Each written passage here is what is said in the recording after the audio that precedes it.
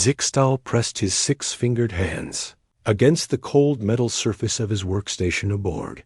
Nexus Prime, the alien communications specialist, had been monitoring Earth's radio signals for over 2 decades, and something was terribly wrong. The constant stream of human chatter that had filled the galaxy's airwaves for 300 years had simply stopped. No music, no news broadcasts, no military communications, no civilian transmissions. Nothing. He checked his equipment 3 times before calling his superior. Commander Velther arrived within minutes, his blue-scaled face showing the concern that all members of the Galactic Council shared when it came to humans. These strange bipedal creatures from the 3rd planet of the Yellow Star had proven to be unlike any other species the galaxy had encountered. When did it stop? Velther asked, his voice carrying the weight of authority that came from leading one of the most powerful alien civilizations in known space. Exactly 47 hours and 12 minutes ago, Zixtal replied, pulling up the timeline on his screen.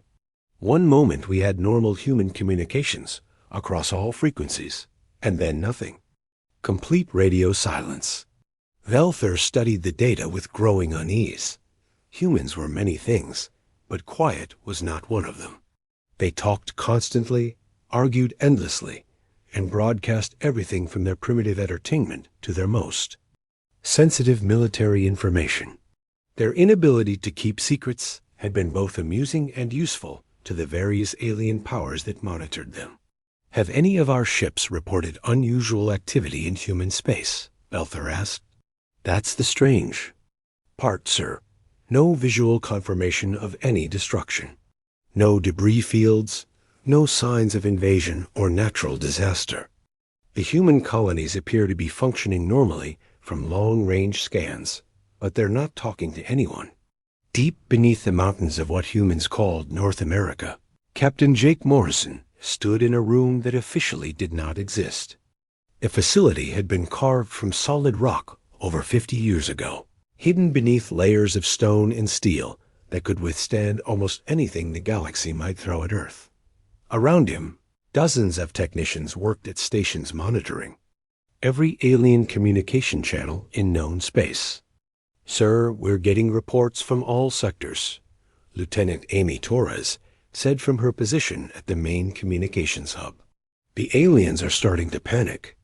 They don't know what to make of our silence. Jake nodded, his weathered face showing satisfaction. At 62 years old, he had spent most of his adult life preparing for this moment. The silent protocol had been decades in the making, and now humanity was finally ready to show the galaxy what they were truly capable of. Doctor. Lisa Grant entered the command center, carrying a tablet filled with the latest intelligence reports. As Earth's leading expert on alien psychology, she had spent years studying how the various galactic powers thought and reacted. Her research had been crucial in developing the silent protocol. The hegemony is calling emergency sessions, she reported to Jake. 3 different alien civilizations have requested permission to send investigation fleets toward Earth. The Dominion is mobilizing their border patrols. Good, Jake replied. Fear makes them predictable. How long before they work up the courage to actually investigate? Based on their past behavior patterns, I estimate 6 to 8 weeks before they send the first probe ships. They'll want to be absolutely certain we're not laying a trap. Jake smiled grimly. If only they knew how right their instincts were. Humanity had indeed been laying a trap, but not the kind the aliens imagined. For 3 centuries, humans had been the galaxy's entertainment. They were the loud, aggressive species that everyone could point to and feel superior about. The aliens watched human wars, human politics, and human expansion with the same mixture of amusement and concern that humans might feel watching a particularly violent nature documentary. But being underestimated had its advantages. While the aliens had been laughing at human conflicts and primitive technology, human scientists had been studying every piece of alien equipment they could get their hands on. Every crashed probe, every abandoned piece of technology, every alien artifact found on remote worlds had been carefully analyzed and reverse engineered. Status report on Project Shadow. Jake asked. Dr. Grant consulted her tablet. All teams are in position. We have operatives embedded in 17 different alien civilizations, posing as everything from maintenance workers to diplomatic attaches. They've been gathering intelligence for over a decade, and none of them have been discovered. The beauty of the plan was its simplicity. Humans looked similar enough to several alien species that with the right genetic modifications and training, they could blend in perfectly. The aliens' own arrogance had worked against them. They simply couldn't imagine that the primitive humans would be capable of such sophisticated infiltration. And our fleet status, Jake continued. All ships are running dark and holding position at the predetermined coordinates. Admiral Kyle Brooks reports that his squadrons are ready to begin Phase 2 on your command. Jake turned to look at the massive display screen that dominated one wall of the command center. It showed a real-time map of known space with every human colony, every alien outpost, and every major trade route clearly marked.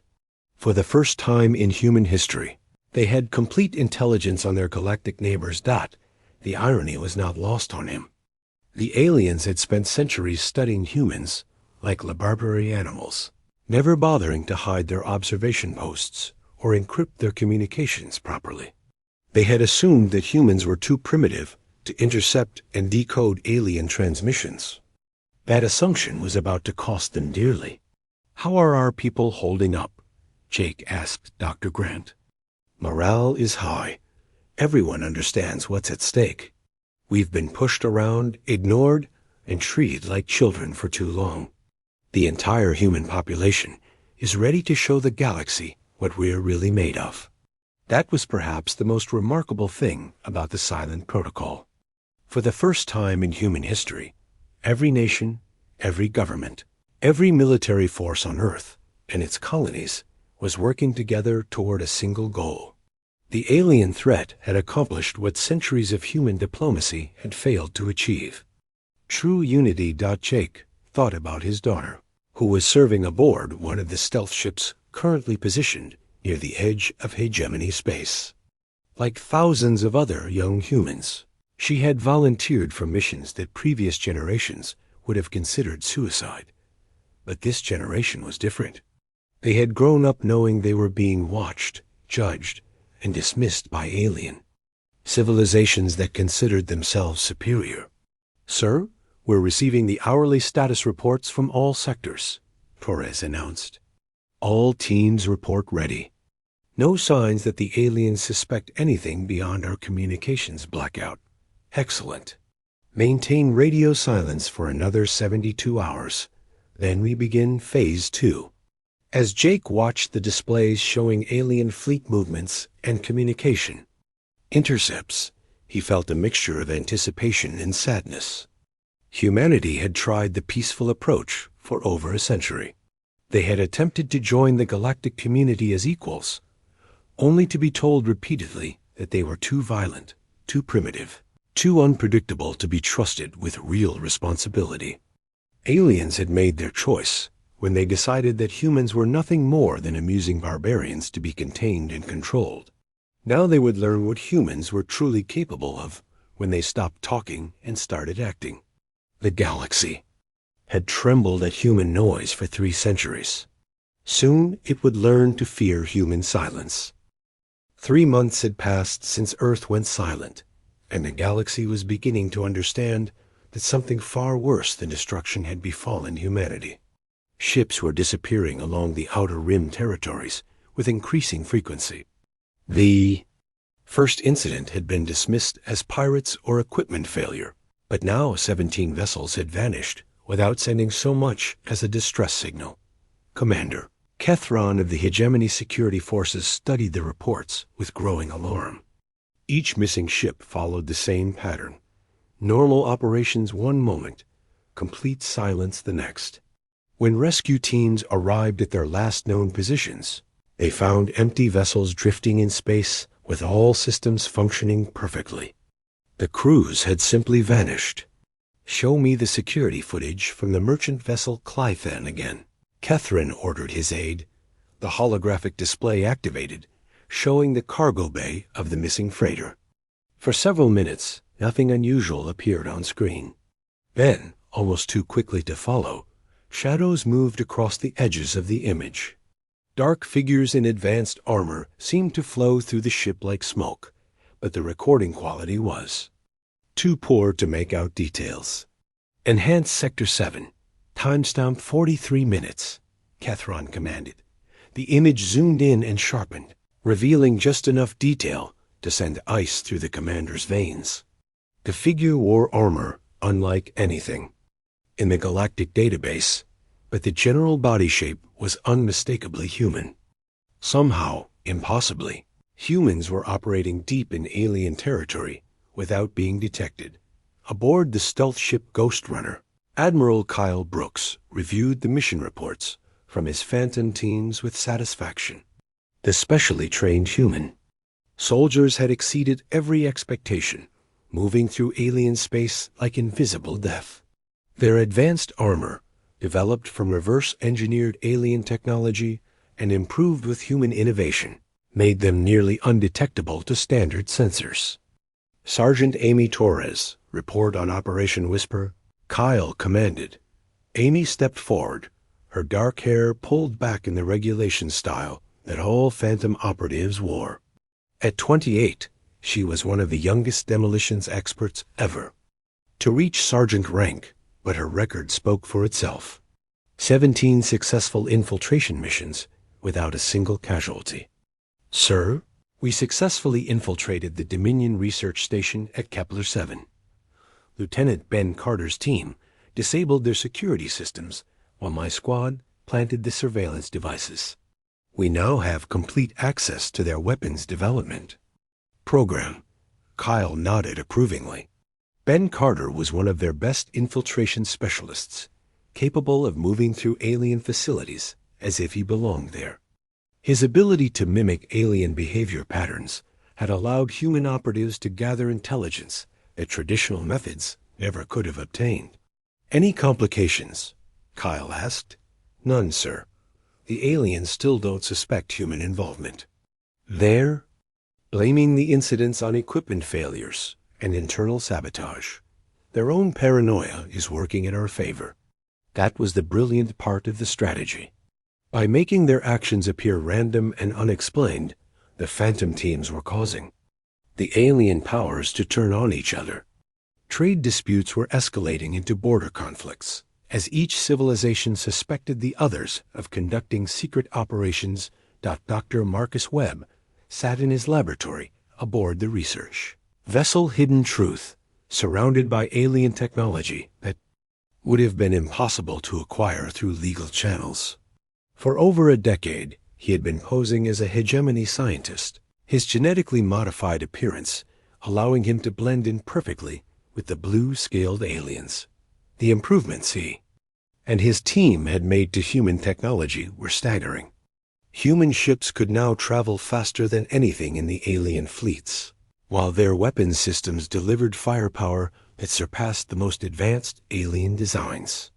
But perhaps most importantly, they had developed stealth technology that rendered human vessels completely invisible to alien sensors. "Dr. Webb, incoming priority message from Admiral Brooks," his assistant announced. Marcus activated his secure communicator, careful to use the encryption protocols that Earth's best minds had developed.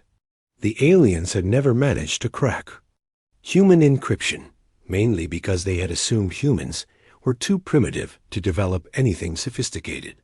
"Phase 2 is approved." Kyle's voice came through clearly.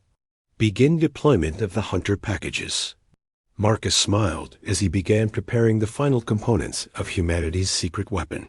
The Hunter packages were small, self-contained devices that would fundamentally change the balance of power in the galaxy. Each one contained enough advanced technology to revolutionize space travel. But more importantly, they contained something the aliens had never encountered: human artificial intelligence. Captain Tony Rodriguez guided his stealth fighter through the asteroid field surrounding the Centauri hub, one of the galaxy's most important trade centers. His ship, designated Shadow 7, was completely invisible to the massive sensor arrays that protected the station. The aliens had built their detection systems to find large ships and energy weapons, never imagining that humans would develop fighters small enough to slip through their defenses.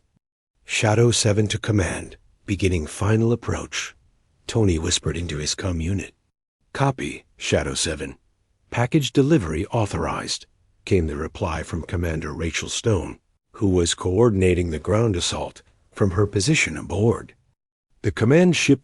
Tony had been born on Mars during the early days of human expansion, and like many colonists, he had grown up knowing that Earth was considered a backwater world by the galactic community. That knowledge had fueled his determination to prove that humans were capable of far more than the aliens imagined. His fighter slipped through the station's defensive perimeter without triggering a single alarm. The aliens manning the control centers continued their normal duties, completely unaware that a human ship was moving through their most secure facility. Tony deployed the Hunter package in the station's central computer core, then withdrew as silently as he had arrived. Engineer Carl Thompson monitored the deployment from his workstation aboard the technology ship Prometheus. The Hunter package would integrate itself into the station's systems over the next several hours, gathering intelligence and preparing for the next phase of operations. More importantly, it would give humans complete control over one of the galaxy's most critical transportation hubs. Package deployment confirmed, Carl reported to Dr. Helen Park, the lead scientist responsible for developing the new faster-than-light drive system that made operations like this possible. Helen had revolutionized space travel by discovering a way to fold space-time in patterns that alien sensors couldn't detect. Human ships could now appear anywhere in the galaxy within hours, turning every vessel into a potential threat that could strike without warning. Excellent work, Helen replied. How many packages are now active? 47 across 12 star systems. We have complete intelligence coverage of the major alien trade routes and military installations. The beauty of the Hunter packages was their simplicity.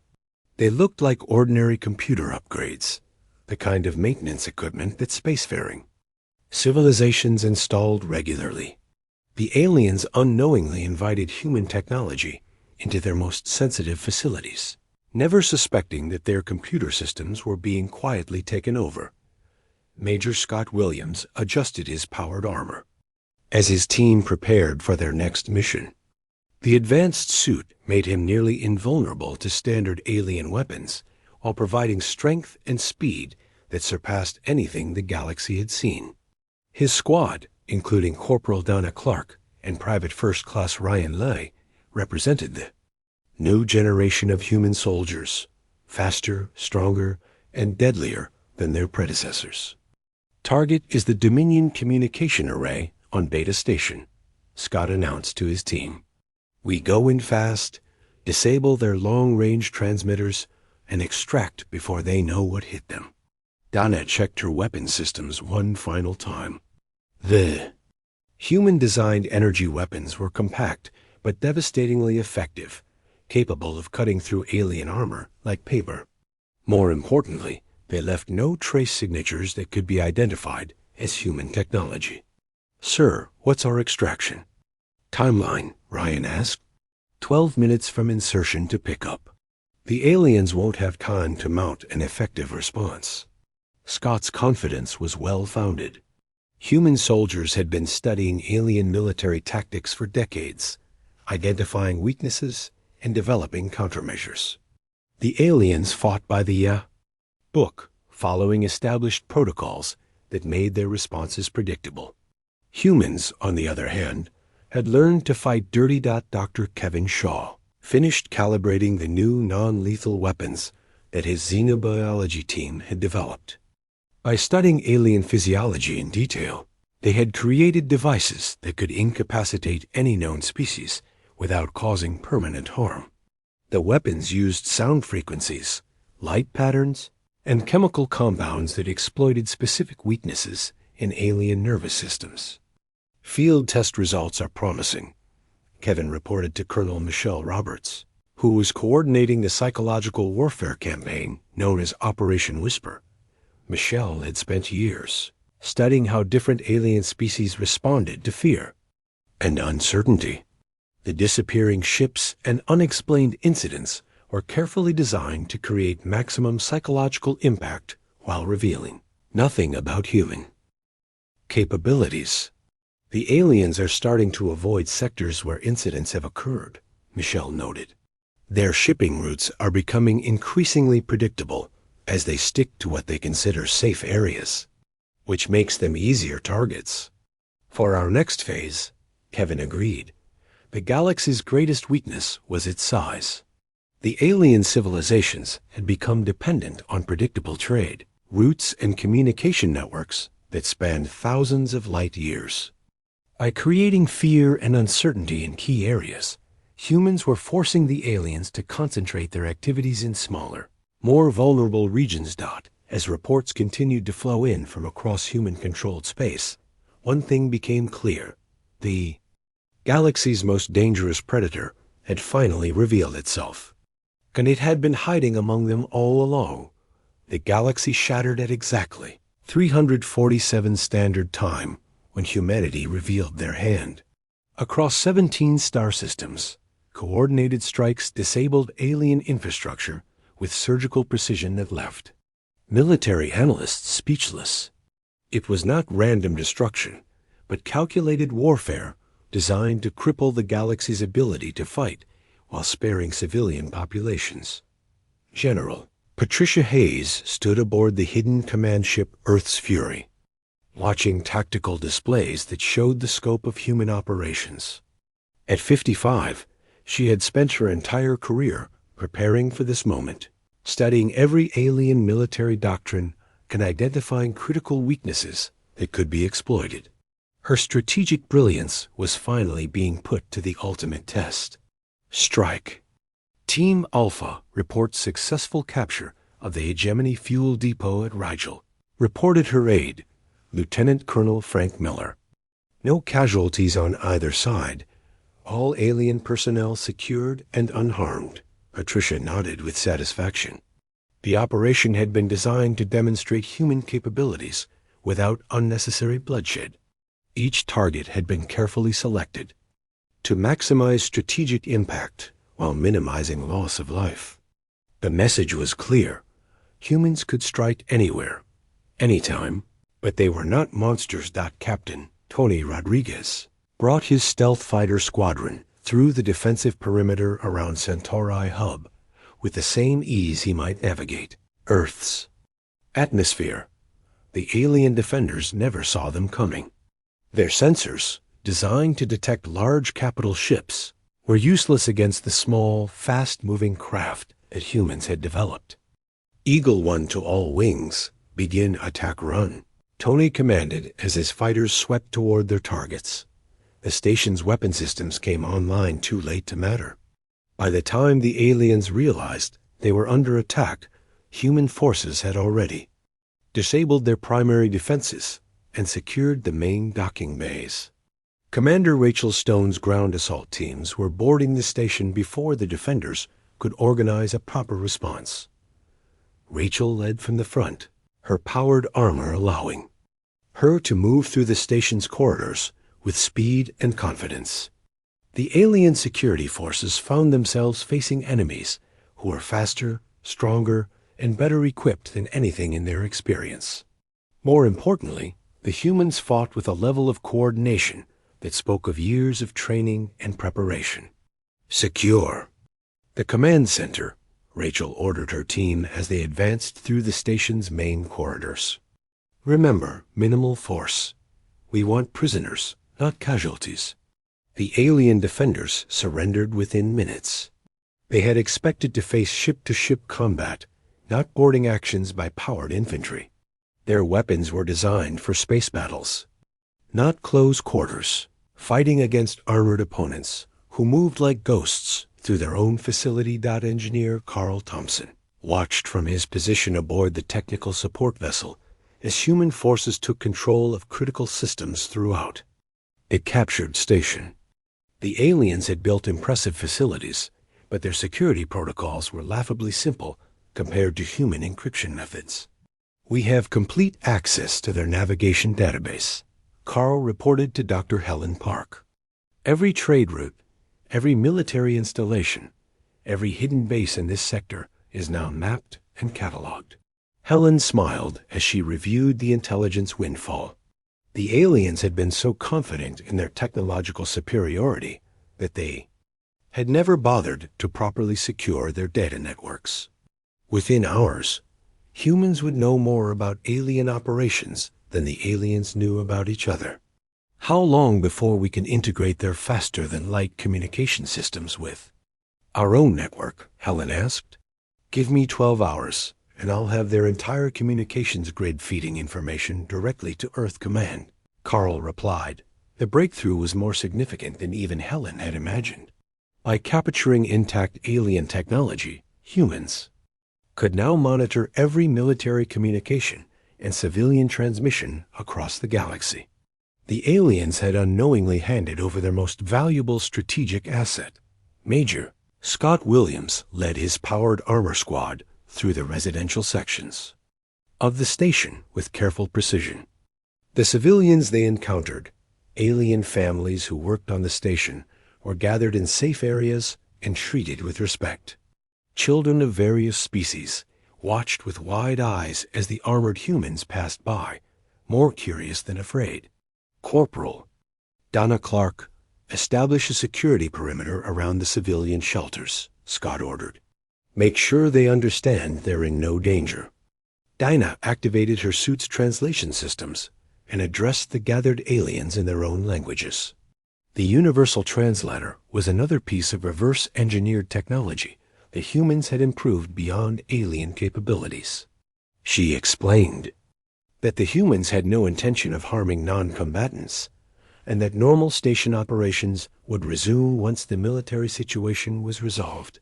Private First Class Ryan Lee monitored alien communication channels, listening to the confusion and panic spreading through their command structure. The aliens simply could not understand how humans had penetrated their defenses so easily. Their reports spoke of ghost-like attackers who appeared from nowhere and vanished just as quickly. "Sir, they're requesting reinforcements from 3 different fleets," Ryan reported, "but they can't agree on where to send them. Each commander thinks his sector is the primary target." Scott smiled grimly inside his helmet. The psychological warfare aspects of the operation were working perfectly. By striking simultaneously across multiple systems, humans had created the impression of a massive invasion force, when, in reality, they were using relatively small teams with superior technology and tactics. Dr. Kevin Shaw deployed his non-lethal pacification weapons as human forces secured the final sections of the space station. The devices used precisely calibrated sound frequencies that induced temporary unconsciousness in most alien species without causing permanent damage. The effect was so gentle that many of the aliens would wake up thinking they had simply fallen asleep at their posts. "Minimal casualties reported across all sectors," Kevin announced to Colonel Michelle Roberts. "The non-lethal systems are performing better than projected." Michelle reviewed the psychological profiles of the captured aliens with professional interest. Fear was evident in their behavior, but it was the healthy fear of a defeated enemy, rather than the terror of victims facing slaughter. The distinction was important for the next phase of operations. "How are they responding to human presence?" Michelle asked. "Better than expected. They're confused, but not panicked. Several of the senior officers have requested to speak with our commanders. I think they're beginning to realize that humans aren't the monsters they expected. That had been a crucial part of the strategy. By treating prisoners well and avoiding unnecessary destruction, humans were demonstrating that they could be reasonable neighbors when treated with respect. The message was subtle but clear. Cooperation would be rewarded, while hostility would be met with overwhelming force. Admiral Kyle Brooks coordinated the fleet actions from his flagship, the stealth destroyer Phantom Strike. Human vessels appeared throughout the target systems like ghosts, striking at predetermined objectives before vanishing back into the darkness of space. The aliens found themselves fighting an enemy that refused to follow conventional warfare doctrine. All strike teams report objectives secured, Kyle announced to his bridge crew. Begin Phase 3 operations. Phase 3 involved something the aliens had never experienced, humans willing to fight a different kind of war. Instead of the massive fleet engagements that had dominated galactic conflict for centuries, humans used small unit tactics and advanced technology to achieve strategic objectives without traditional battles. Captain Daniel Hayes piloted the attack. Ship retribution through the debris field that had once been an alien patrol fleet. The enemy vessels had not been destroyed, but disabled, their crews safely evacuated before their ships were rendered inoperable. It was a demonstration of human precision that sent shockwaves through alien command structures. Retribution to fleet. Command, enemy formation neutralized, Daniel reported. All alien personnel recovered and secured. No fatalities. The aliens watching from their disabled ships could only stare in amazement. Human technology had advanced far beyond their expectations, but more importantly, human tactics had evolved to levels they simply could not comprehend. The attackers had achieved total victory while avoiding unnecessary casualties. Dr. Marcus Webb monitored the results of the coordinated strikes from his hidden laboratory, analyzing alien responses and adjusting human tactics in real time. The reverse-engineered technology was performing flawlessly, but the real advantage came from human adaptability and innovation. The aliens are requesting ceasefire negotiations, Marcus reported to General Hayes.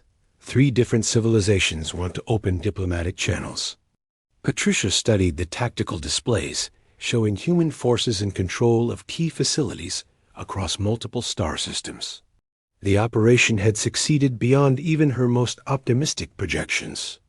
Alien military strength had been neutralized with minimal losses on either side. Inform the alien commanders that we're willing to discuss terms, Patricia decided. But make it clear that humans will no longer accept being treated as inferior. The galaxy has new rules now, and we wrote them. As human forces consolidated their gains across the captured systems, reports flowed back to Earth, confirming what many had hoped, but few had dared believe. Humanity had proven that intelligence, preparation, and determination could overcome raw technological superiority. The galaxy's most underestimated species had revealed themselves as its most dangerous when pushed too far. The age of human silence was ending. But when humanity spoke again, every civilization in known space would listen with the respect that had been denied for too long. Fleet Commander Yith Al of the Dominion stared at the tactical displays showing the systematic dismantling of his supposedly superior forces. In 40 years of military service, he had never encountered an enemy that refused to follow the established rules of galactic warfare. The humans fought like they were playing an entirely different game, one where traditional advantages meant nothing. Sir, the 4th Battle Group is requesting immediate evacuation, reported his communications officer, voice trembling with barely controlled panic. They report multiple human contacts moving through their formation, but our sensors show nothing. Yith Al closed his eyes and tried to make sense of the impossible situation. Human ships appeared from nowhere, disabled alien vessels with surgical precision, then vanished before defensive fire could be brought to bear. It was not warfare as the galaxy understood it, but something far more terrifying. Major Scott Williams moved through the corridors of the captured Dominion Command Station with the confidence of someone who had trained for this exact scenario. For years, his powered armor made him nearly unstoppable in ground combat, while his squad had evolved into a perfectly coordinated fighting unit that alien defenders simply could not match. Corporal Dana Clark, secure the main computer core, Scott ordered as his team advanced through the facility. Private First Class Ryan Lee, establish overwatch on the command deck. Dana's armor-enhanced strength allowed her to tear through the station's defensive barriers like they were made of paper. The alien security systems had been designed to stop conventional attackers, not soldiers wearing technology that surpassed anything in the galactic database. Ryan positioned himself where he could monitor all approaches to their objective, his enhanced sensors tracking every movement throughout the station. The aliens were trying to mount a counterattack, but their efforts were clumsy and predictable compared to human tactical flexibility. "Sir, alien reinforcements are massing in Section 7, Ryan reported. "Estimate 20 combatants, standard. Dominion equipment." Scott smiled grimly inside his helmet. 20 alien soldiers with standard weapons against 3 humans in advanced armor was not a fair fight, but not in the way the aliens imagined. The engagement would be over in minutes with minimal casualties on either side. Colonel Michelle Roberts watched the psychological profiles updating in real time as human forces continued their advance through alien territory. Operation Whisper had evolved beyond simple fear tactics into a comprehensive campaign designed to reshape how aliens thought about humans and warfare itself. "The enemy command structure is fragmenting," Michelle reported to Dr. Kevin Shaw, who was analyzing alien behavior patterns from the captured communications. "They can't adapt to fighting an enemy that doesn't follow their tactical doctrines." Kevin nodded as he reviewed the latest intelligence reports. The aliens had spent centuries developing military strategies based on predictable patterns of engagement. Large fleets fought other large fleets in space battles that followed established protocols. The concept of small unit infiltration and precision strikes was completely foreign to their military thinking. "Their training emphasizes conformity and following orders," Kevin explained. "When faced with an enemy that adapts and improvises constantly, they simply can't respond effectively." The psychological warfare campaign had succeeded beyond expectations. Alien forces throughout the galaxy were afraid of the dark, afraid of silence, afraid of the very spaces between stars, where humans now hunted with invisible ships and untraceable. WEAPON's Dr. Marcus Webb completed his analysis of the captured alien technology and felt a mixture of satisfaction and disappointment. Human reverse engineering had advanced so far beyond the original designs that alien equipment now seemed primitive. By comparison, what had once been miraculous technology was now merely adequate. The hegemony's latest battlecruiser uses power systems that we surpassed 5 years ago, Marcus reported to Admiral Kyle Brooks. "Their weapons are powerful but crude, their armor strong but inflexible." Kyle reviewed the technical specifications with professional interest. Human ships could now outrun, outgun, and outmaneuver anything the aliens possessed, but more importantly, human crews could outthink their opponents at every level of engagement. "What about their defensive capabilities?" Kyle asked. "Impressive against conventional attacks, but they've never encountered weapons that can shift frequency patterns in real time. Our adaptive systems will cut through their shields like they don't exist." The technological gap had become so wide that human forces could engage alien fleets with near impunity.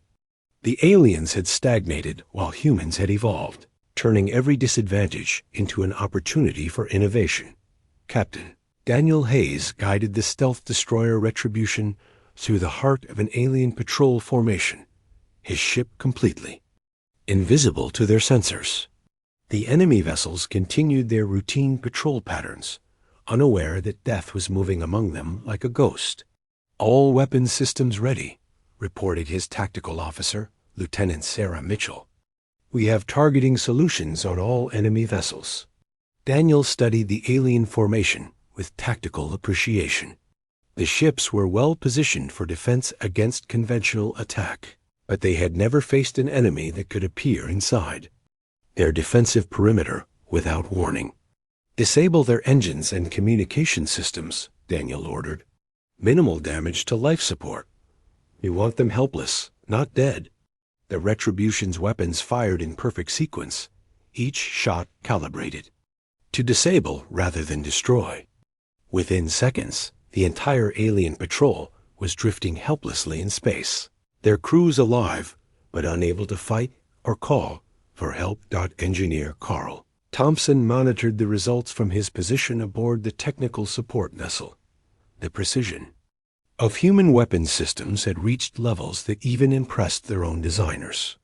Every shot hit exactly where intended, causing precisely the amount of damage required to achieve the tactical objective. "Enemy vessels secured," Carl reported to Dr. Helen Park. "All crews are safe and unharmed.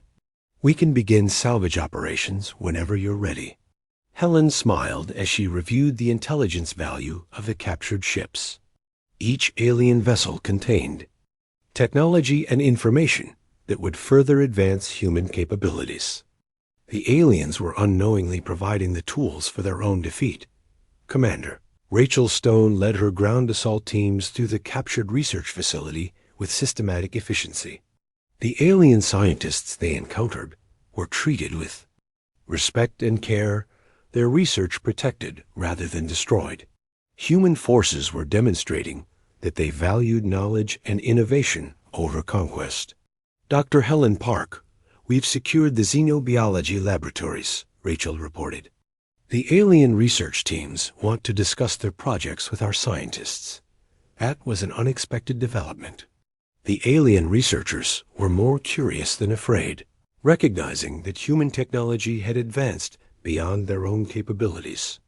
Several had requested to examine human equipment, offering to share their own discoveries in exchange. "Approved," Helen replied.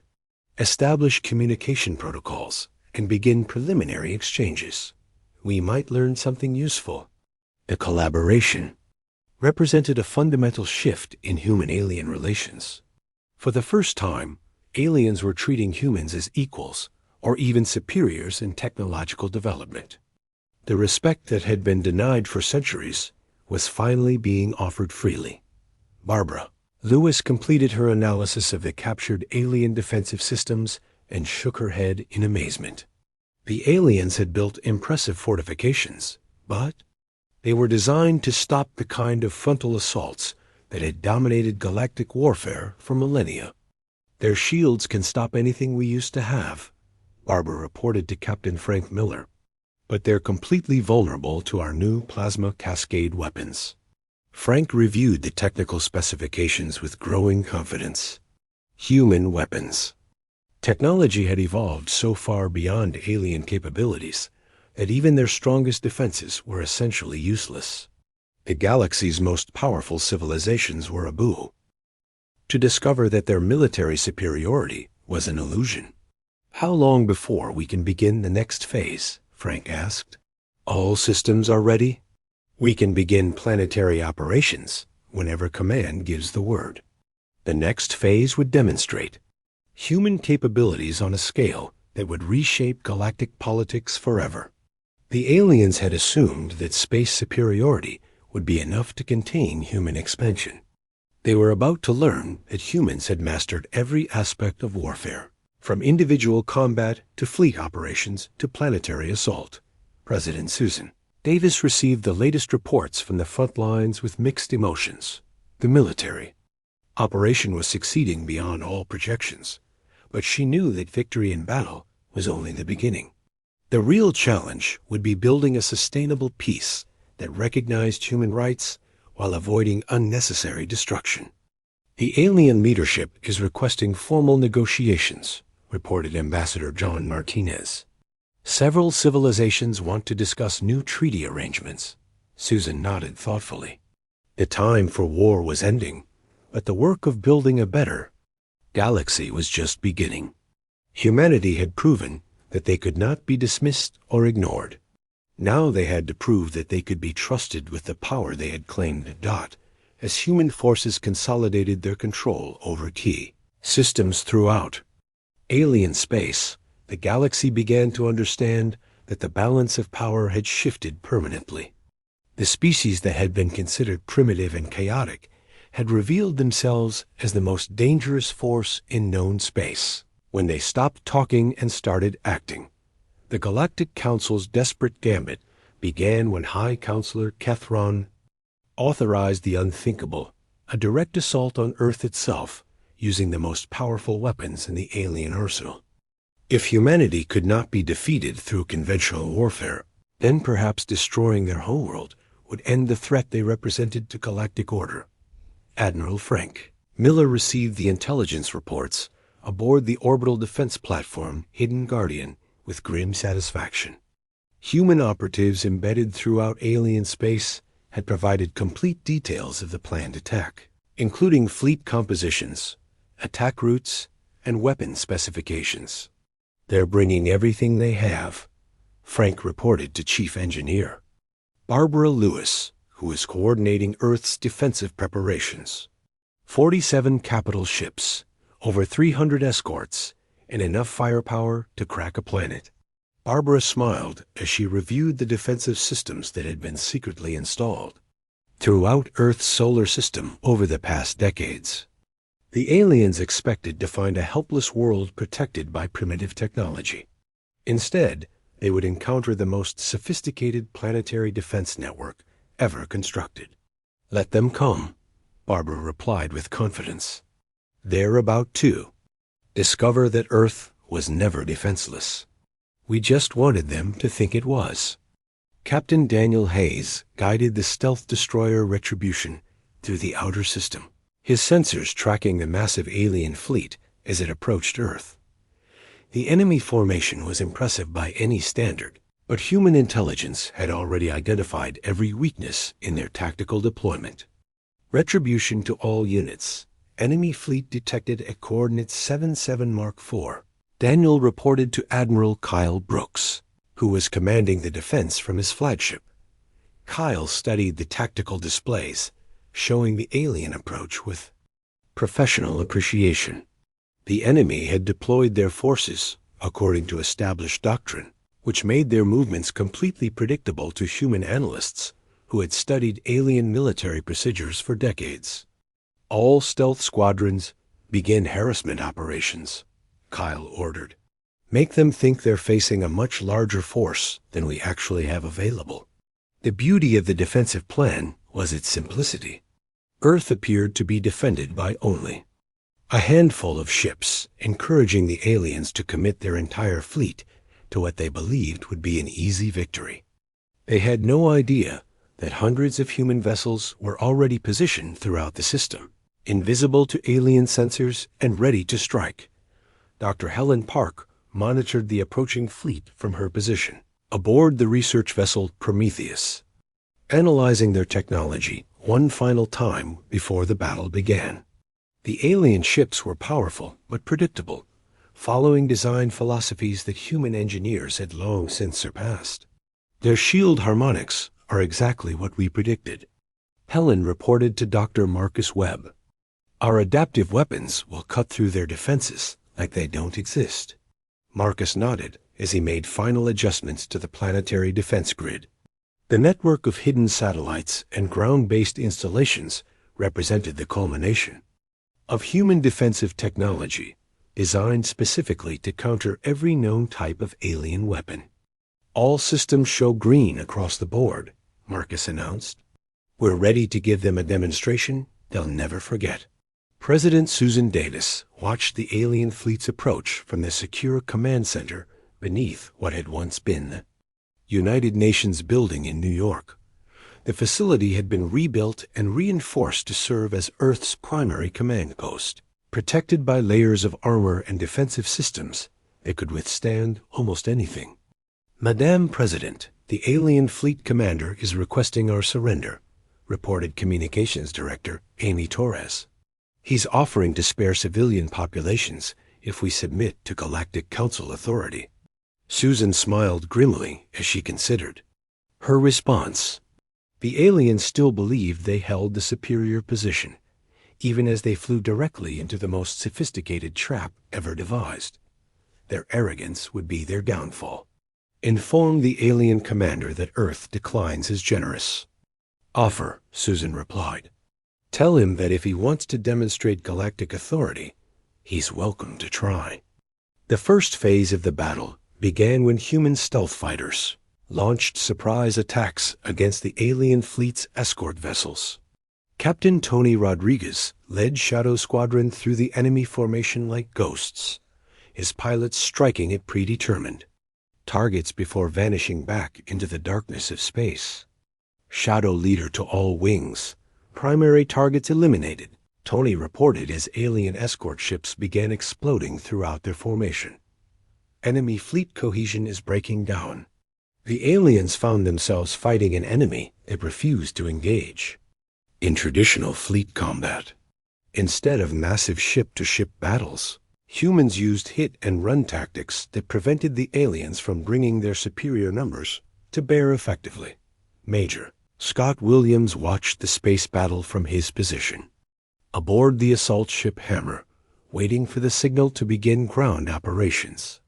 His powered armor teams were prepared to board alien vessels and capture them intact, adding their technology to humanity's growing arsenal. Corporal Donna Clark, prepare for boarding operations, Scott ordered as his squad made final equipment. Checks. Remember, we want prisoners and intact chronology, not casualties. Donna's team had perfected the art of ship-to-ship combat during months of operations in alien space. They could move through enemy vessels like unstoppable forces, disabling resistance while preserving valuable equipment and information. Private First Class Ryan Lee monitored alien communications as their formation began to collapse under human attacks. The enemy commanders were panicking, unable to coordinate an effective response to tactics they had never encountered. Sir, they're requesting immediate reinforcements from home fleets, Ryan reported. But they can't agree on targeting. Priorities. Each ship is fighting independently now. The psychological aspects of the battle were working perfectly. Alien crews had been trained to fight as part of large formations with centralized command structure. When that system broke down, they simply could not adapt to the fluid battlefield that human tactics created. Colonel Michelle Roberts coordinated the information warfare campaign from her position aboard the command ship Fury. By intercepting and manipulating alien communications, her team was creating additional confusion among enemy forces. We're feeding them false information about our fleet strength and positions, Michelle reported to Dr. Kevin Shaw. They think they're facing 10 times our actual numbers.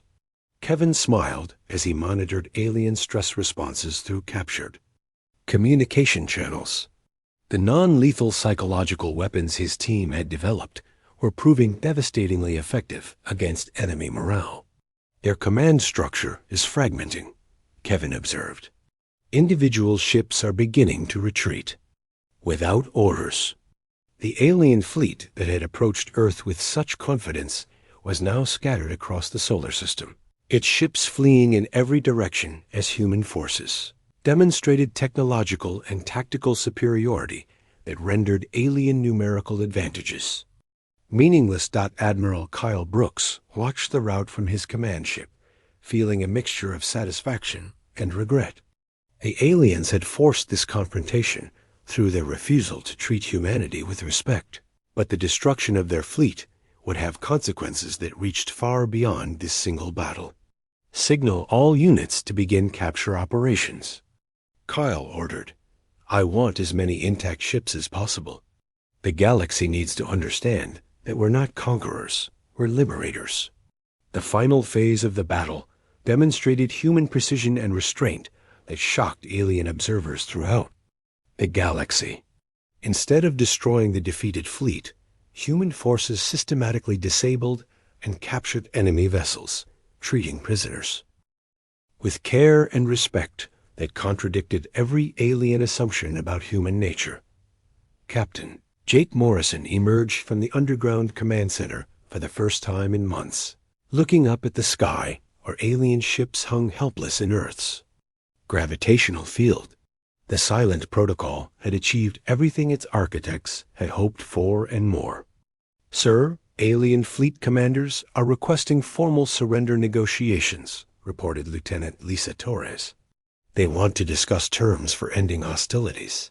Jake nodded as he considered the magnitude of what humanity had accomplished. In less than a year, they had transformed themselves from galactic outcasts into the dominant military force in known space. But with power came responsibility.